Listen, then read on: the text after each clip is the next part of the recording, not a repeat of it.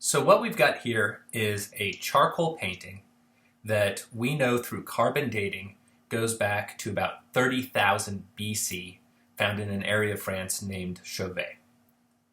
So based on just that information and the image here, in your notes or if you're typing up something on the computer, I want you to write down 3 different things that you think you can tell about these folks.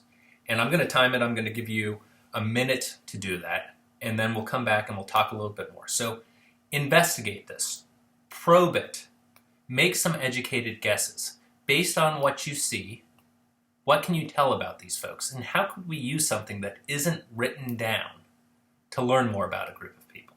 So give you a minute starting now.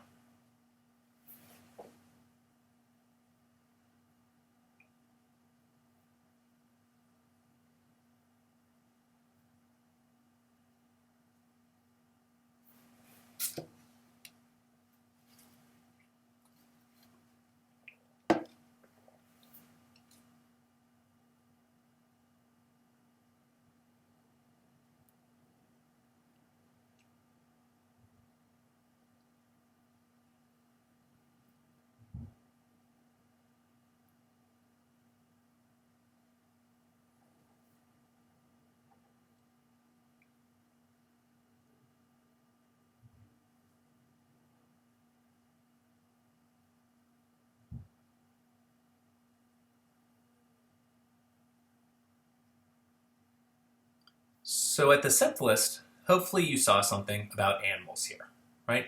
They drew animals. If we probe that a little bit more deeply though, we can learn a few more things. If they're drawing animals, animals are probably important to them, right? And if they're drawing things like horses, horses are probably important to them, maybe more important than other animals.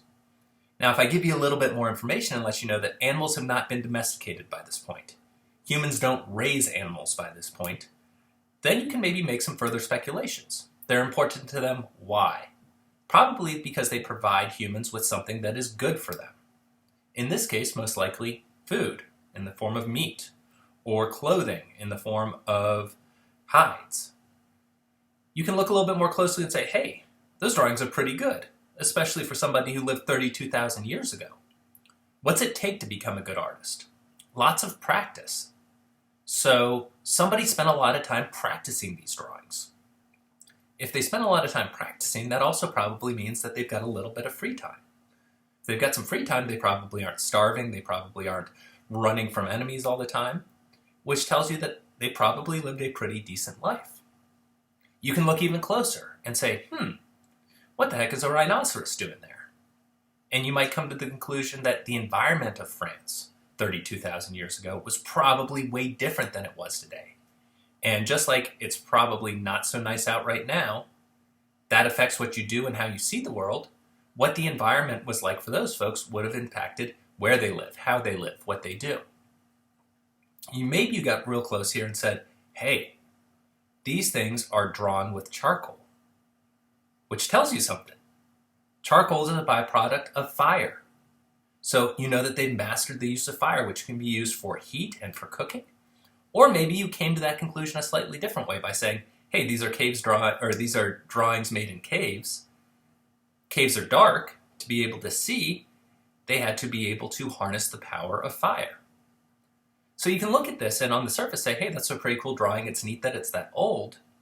Or you can try and put yourself in the shoes of these people and figure out that they're probably hunters, that there are some people who are skilled as artists, that they have enough time to practice that they understand how to use tools, that they understand how to make fire, and that overall they were probably way more advanced than we would give somebody credit for such a long time ago.